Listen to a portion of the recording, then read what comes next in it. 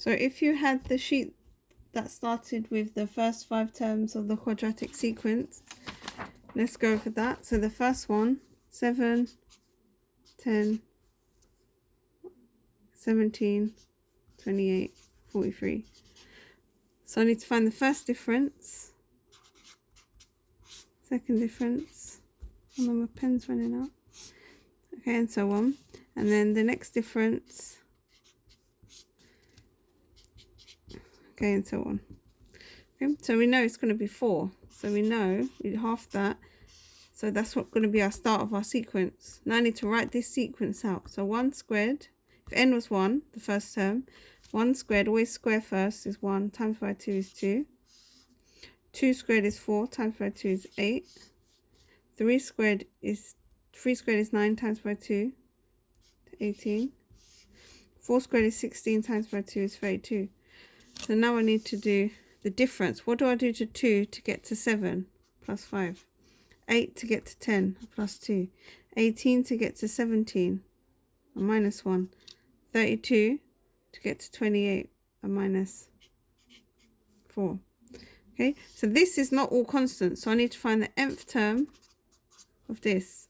So the difference, minus 3, minus 3, minus 3. So minus 3n. What do I do to minus 3 to get to 5? I add 8. So my final answer is going to be this. Okay, we've done that quite a few times. Next one is smallest possible integer. Negative p, yeah.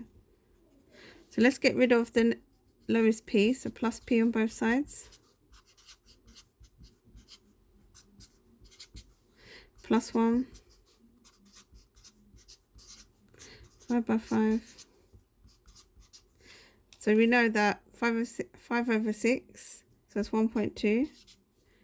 So we know it's going to be greater than that. So what's the biggest possible integer it could be?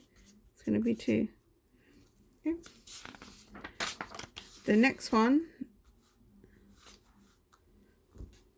the next 2 are in the other video. So I'm going to do on 5. And you can watch if you need help with 3 and 4, go to the other video. So 5, you've got a circle and you've got a square. Is it square?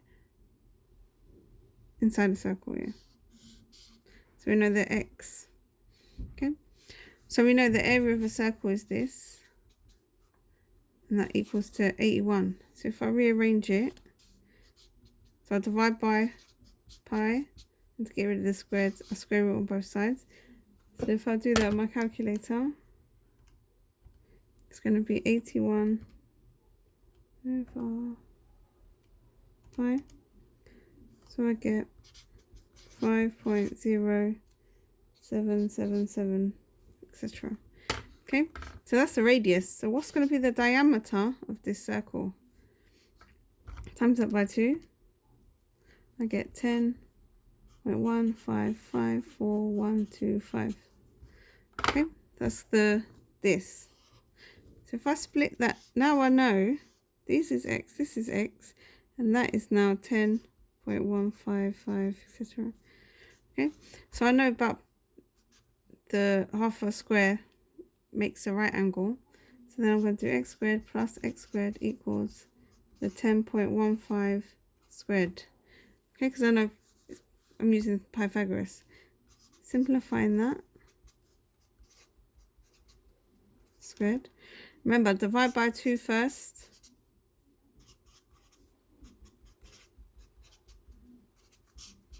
And how to get rid of the squared? I can square root it.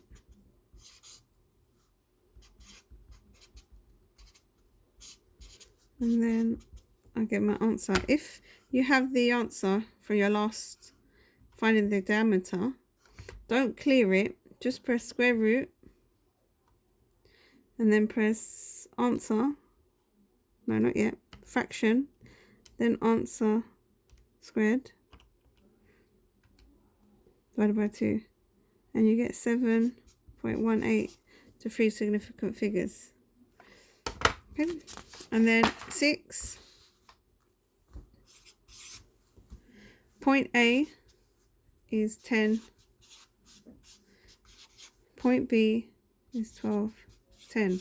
It says, find the equation line that passes through C and is perpendicular to AB. So I want to know, if it's perpendicular to AB, it's got to have a negative reciprocal of AB's gradient. So I need to find the gradient of AB. Remember the formula, y2 minus y1, x2 minus x1. So y2, so remember this is x1, y1, x2, y2. So you do 10 minus 0, and then 12 minus 10. So 10 over 2 is 5. So that's the gradient of AB, but I want a perpendicular gradient. So my gradient of my equation I need to find is going to be minus the fifth, 1/5, okay? And then we know the equation of a line is like this. Okay. Now, through the rest of the question, it says C has a coordinates 5, 8, and it goes through this point. So I know somewhere on this line, it has an x coordinate of 5 and a y coordinate of 8. So I can substitute these in to find out what C is. So y is 8. Oops. X is 5. Okay, you don't need a calculator. This is on a paper 1. So minus times by 5. 1 times 5 is 5. 5 times 1 is 5. It's a negative. 5 divided by 5 is 1. So it's going to be minus 1 plus C. How do I get rid of the minus 1 plus 1? So 9 equals to C. So then I can write my equation. Okay, that's it.